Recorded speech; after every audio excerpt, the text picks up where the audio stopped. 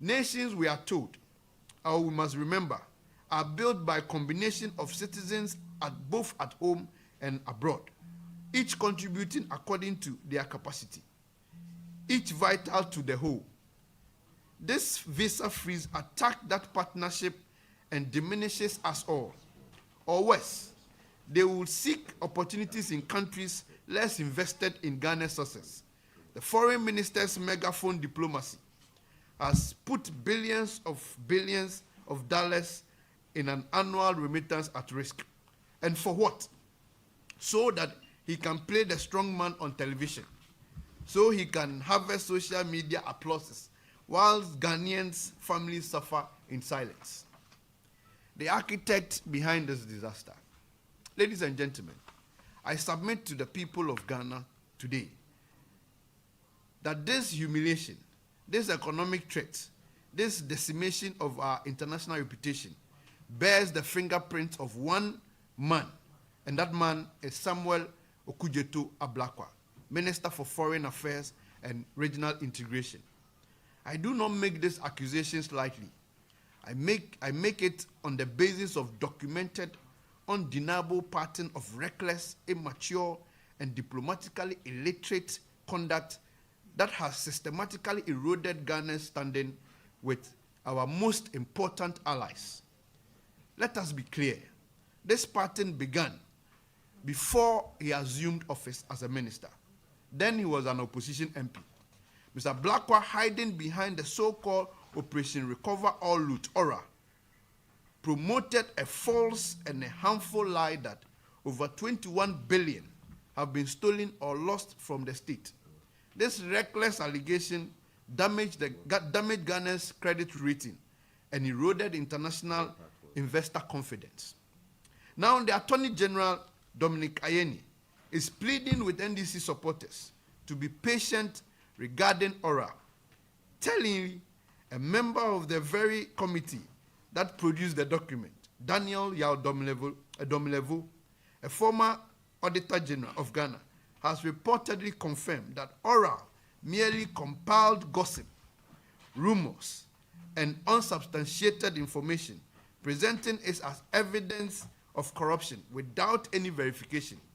In his own words, it was garbage. Tragically, Okudzeto Ablakwa is the man now representing Ghana to the world, a man whose relationship with truth has always been casual and whose instinct has always been to prioritize sensation over substance. Now the pattern, and listen carefully, this is where the pattern is. Let me examine the evidence. First, the American file. For months, Ghana has faced sustained questions from Washington about deportation cooperation, documentation of nationals abroad, the commercial dispute involving American firms.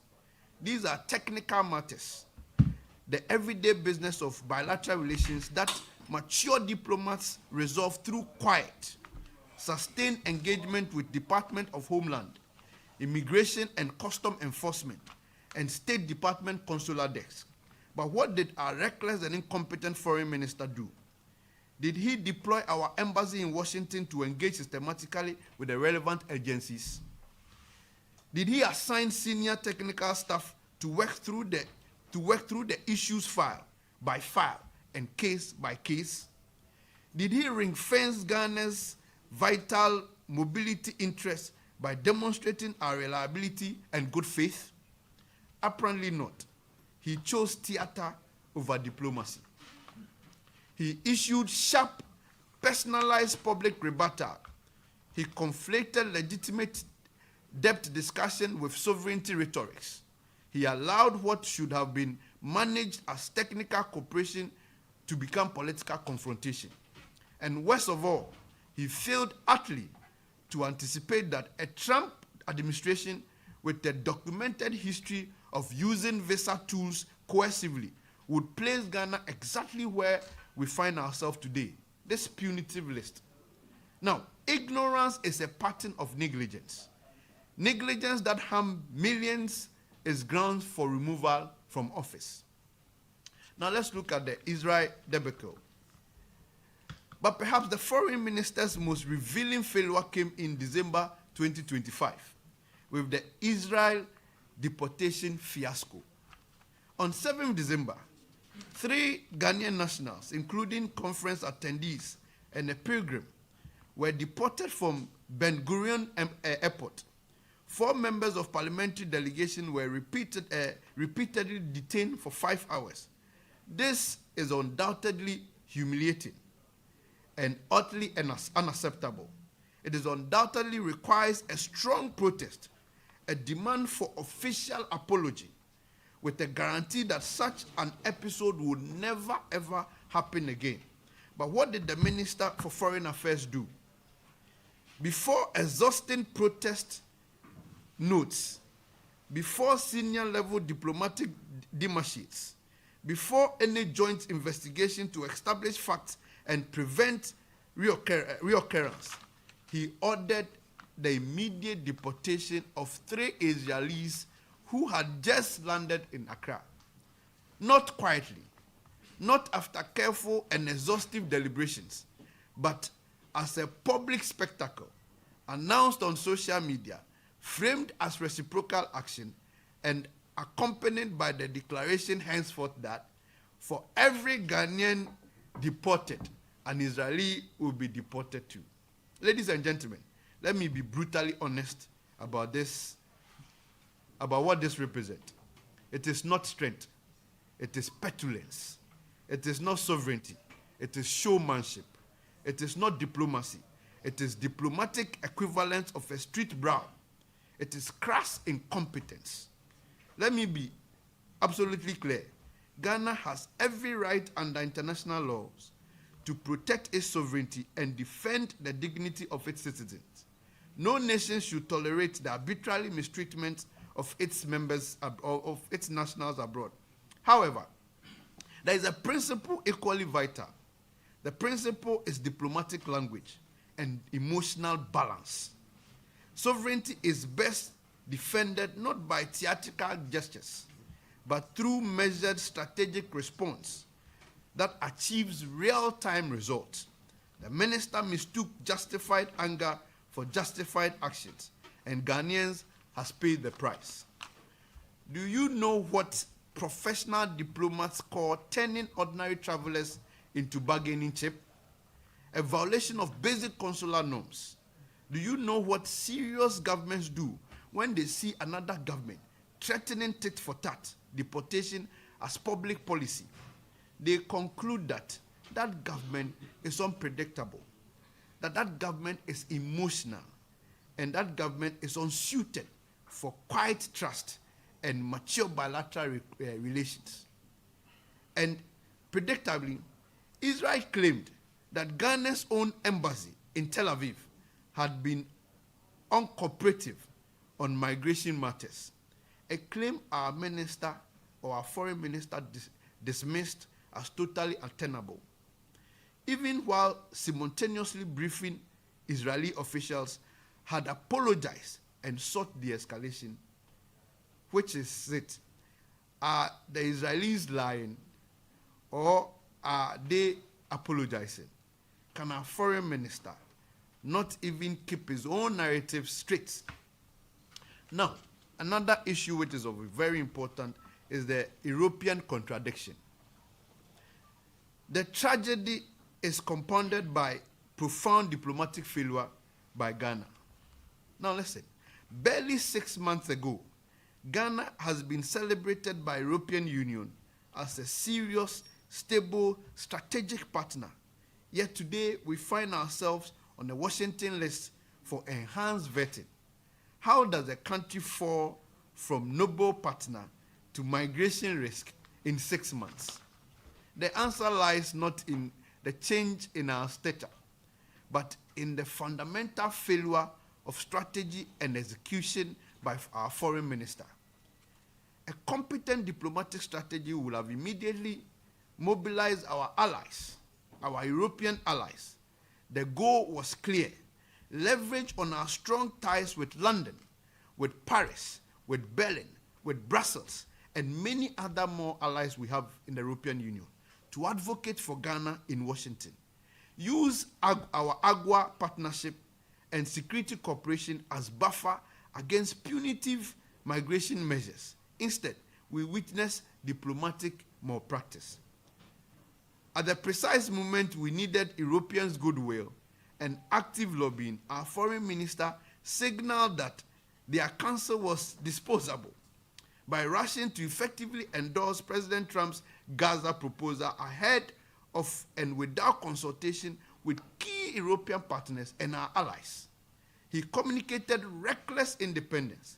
He told Europe that Ghana prioritizes domestic applause over professional discretion and coordinated transatlantic action.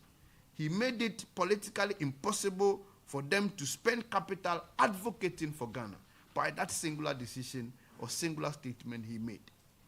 The pattern that undermines alliance. Sovereignty is not exercised in isolation.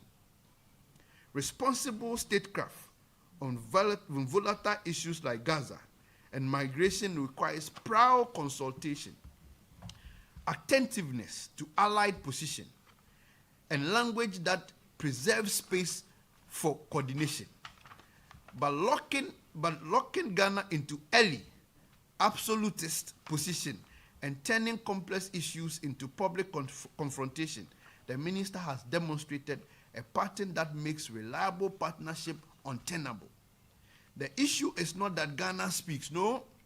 The issue is that under this minister, Ghana speaks too quickly, too absolutely, too recklessly, and too alone. You cannot disregard partners on Gaza, antagonize Washington on immigration, stage theatrical deportations, and then expect Brussels to rally to your defense. Diplomacy does not work that way. Now the core failure. The point therefore is not that the minister expected Europe to lobby for us. It is that systematically dismantle the very possibility of that support by that statement. By treating alignment with our most important multilateral partners as optional, he failed to do the fundamental job of the foreign minister, to leverage relationship to protect national interests, to conduct all public posture and no private discipline, has left Ghana's needlessly exposed. It falls catastrophically below standard required of the Republic's chief diplomats. And this must stop. Why this minister is unfit for office?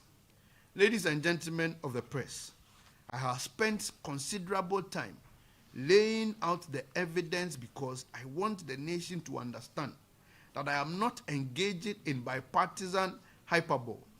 I am making a sober, evidence-based case that the current foreign minister, Samuel Okudzeto-Ablakwa, has demonstrated through a pattern of actions and outcomes that he lacks the temperament, the judgment, the competence for the office he holds. We need only look to our history for the standard we should demand. The distinguished Ghanaians like Akuaje, Kwame Nkrumah, Victor Usu, Obediawa Samoa, James Victor Gbehu, Hakman Owusu Ajiman, Nana Adodankwa Akufo-Addo, Mohammed Mumuni, Hannah Tete, Shelley Ayoko Botwe, and just to mention a few, served as foreign ministers with the clarity of vision for Ghana.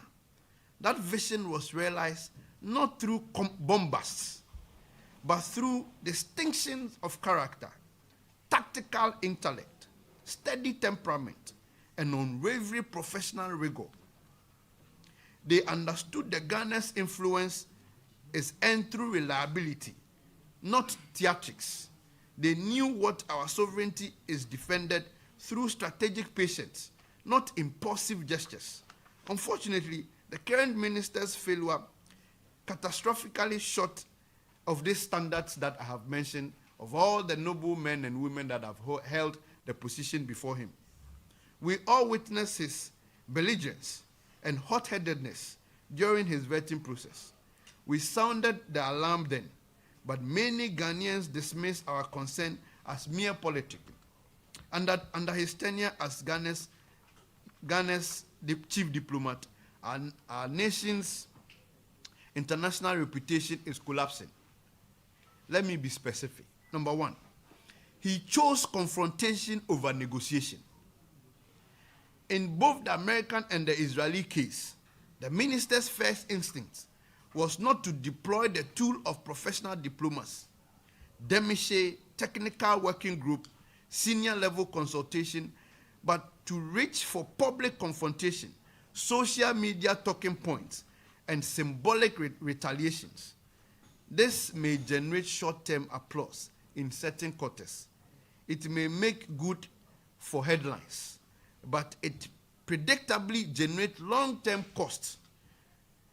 Partners conclude that Ghana is difficult, Ghana is emotional, and Ghana is unreliable, and precisely that's the issue. Migration, visa, deportation, where technocratic cooperation is most valued. 2, he has neglected early warning signs and risk management. The United States had used visa sanctions against Ghana before. We know this playbook. Any competent foreign minister should have been monitoring Trump's administration migration rhetorics from day one, conducting scenario planning, engaging Washington quietly to keep Ghana off an expanded list. Where was that work? Where were the contingency plan? Where was the diplomatic intelligence that should have told us this was coming? The answer is it was never done, because the minister prefers reckless actions to careful preparation and gestures to strategy. Number 3, he has damaged Ghana's hard-won reputation. For decades, Ghana has been respected as a measured, rules-based, law-abiding small state that uses multilateral forums and quiet diplomacy to advance its interests. We have been the voice of reason in ECOWAS. We have been the Pan-African nation that Western partners would work with without drama. The reputation built over decades by diplomats and leaders who understood the value of trust and predictability is being systematically eroded by a minister who thinks strength is measured in decibels rather than outcomes. Number 4, he had failed to protect Ghanaians. The core duty of a foreign minister is not to win rhetoric battles on social media. It's to safeguard the long-term interest and welfare of its citizens.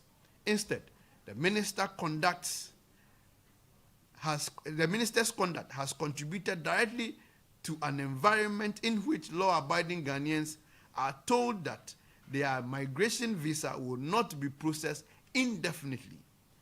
And the bitter irony, this outcome coincides with aggressive messaging at home about standing up for foreign powers or standing up to foreign powers. Clearly, this exposes the cruel gap between the theater of sovereignty and the lived reality of families whose future have been frozen. Number 5, he has squandered strategic partnership. Despite positive relations with the EU, despite continuous U.S. engagement through AGWA, the foreign minister has not successfully mobilized Ghana's friends to shield us or advocate for us in Washington. He has not demonstrated any ability to compartmentalize disputes so that one mismanaged incidents does not poison the well of broader cooperation. This is not diplomacy. This is malpractice. This is incompetence. The demand of the minority caucus. So, ladies and gentlemen, I put the demands of the minority caucus before you. The minority caucus make the following demands of the President Mahama government. Demand 1, immediate public accountability. Within 7 days, the Foreign Ministry must hold a comprehensive press conference to address all communications between Ghana and the United States regarding migration cooperation, deportation issues, and visa processing over the past 18 months. 2. Specific reasons given by the Washington for including Ghana on the 75-country list. 4. The ministry strategy, if any, exists to ensure Ghana's removal from that list. 5. Full accounting of remittance projections and economic impact assessment of the visa freeze. Let me state that we intend to file a question to compel the government to answer for these when Parliament resumes. Demand number 2, restore professional diplomatic practice. The government must immediately establish a high-level technical working group with the United States to address all outstanding migration documentation and consular cooperation issues. Withdraw the public policy of tit for tat, deportation with Israel, and restore normal consular relations based on established international practice. 3. Appoint a special envoy for diaspora and migration affairs, reporting directly to the president, to manage these sensitive files with the seriousness it deserves. Demand number 3, accountability and leadership change. To Your Excellency, President John Mahama, we say we cannot continue down this path. The national interest demand change. The welfare of millions of Ghanaians demand it. Ghana's reputation in the world demand it. Your foreign minister have outlived his usefulness. He has demonstrated beyond reasonable doubt that he lacks the temperament to manage complex bilateral relations. He has shown that he values applause over achievement, rhetorics over results, and most damningly, his pattern of reckless diplomacy has made Ghana less safe, less respected, and more vulnerable on the international stage. The minority therefore calls on you, Your Excellency, to remove Samuel Okudzeto Ablakwa from the foreign minister's portfolio immediately and appoint in place a competent diplomat, a proven experience, a steady judgment, and a genuine person of commitment to Ghana's long-term standing interests over personal political theater. Furthermore, we call on civil society organizations, professional associations, diaspora groups, and all patriotic Ghanaians to add their voice to this demand. This is not partisan matters. It is a matter of national survival. Now, beyond the removal of the minister, urgent steps are required. So, firing the minister while it's necessary is insufficient move by President Mahama. Must act decisively on multiple fronts. First, he must deploy a presidential special envoy to Washington immediately. This cannot wait for normal channels. The president must send a respected, trusted senior figure with direct authority to negotiate Ghana's removal from this list in a way that is mutually beneficial.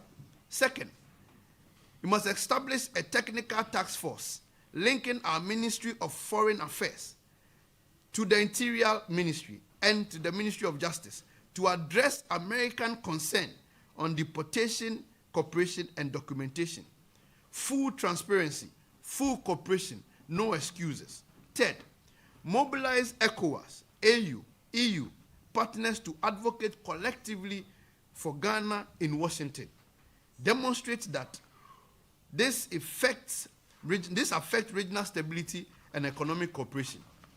Fourth, engage U.S. Congress directly. The Congress. Ghana must engage the Congress directly, particularly the American lawmakers who value AGUA and security partnership must understand the damage this freeze is causing to us.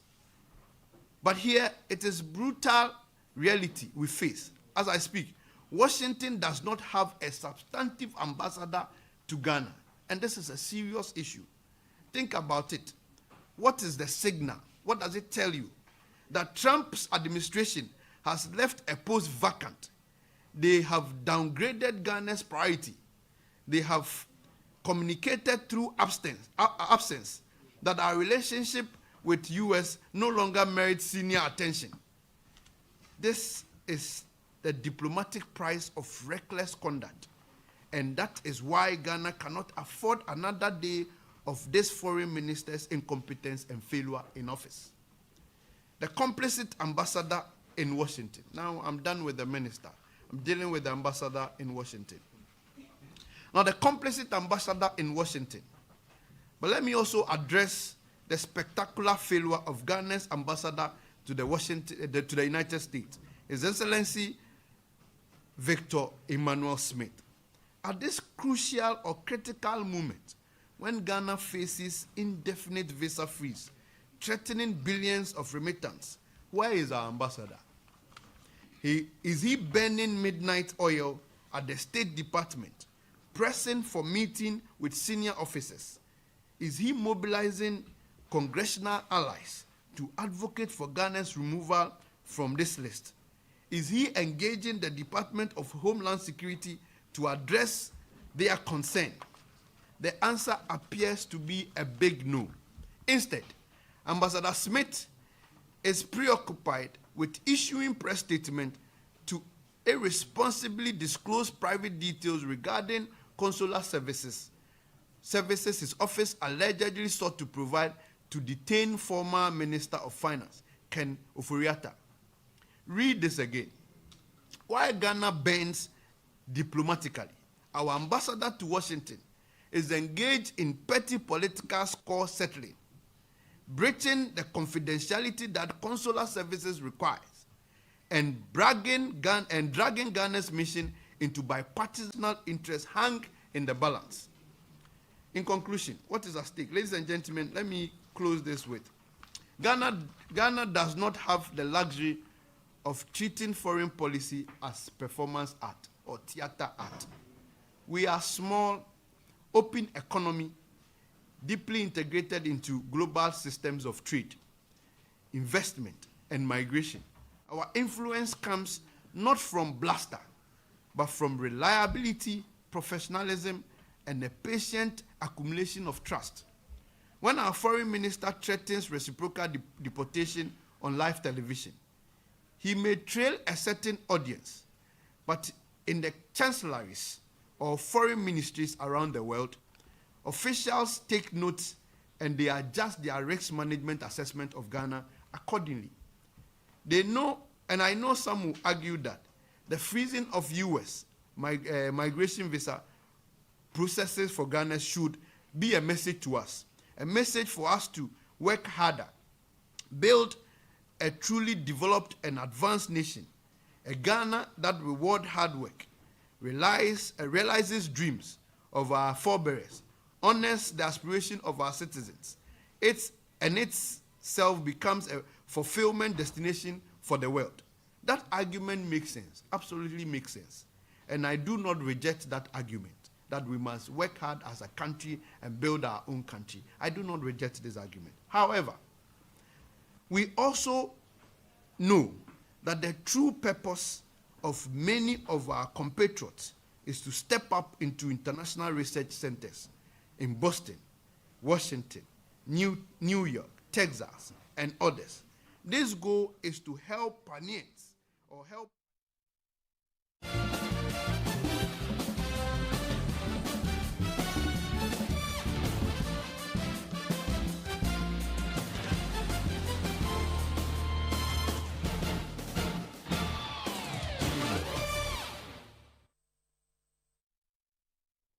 Hello and welcome to Newsfeed on Channel 1 Television. I am Samuel Akom. Coming up, pressure group Arise Ghana pickets at the U.S. Embassy in Accra to demand return of former Finance Minister Ken Ofori-Atta to face justice.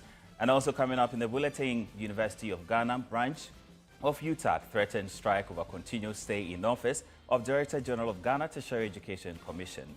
Coming up in business, International Finance Corporation injects up to $300 million to stabilize Ghana's cocoa supply chain. And later in sport, Ghana maintains 72nd position in latest FIFA Men's World Rankings. More in this bulletin. Let's settle for the details of our stories. Over 50 mobile shops have been destroyed by fire at Circle here in Accra. The fire, which started around 10 a.m., took the intervention of the Ghana National Fire Service to put the situation under control. Currently, officials of the National Disaster Management Organization and Clote Kole Municipal Assembly are at the scene to assess the situation. Though the cause of the fire is unknown, some shop owners believe it's an electrical fault. My colleague Philip Latte is currently at the scene and joins us for more. Hello, Philip. Yes, Philip. Hello, Sammy Akom. So, right. Good afternoon to our viewers. And just rightly, you stated that fire has gutted the VVIP station here in Accra, that is Kwame Nkrumah Circle. And the fire service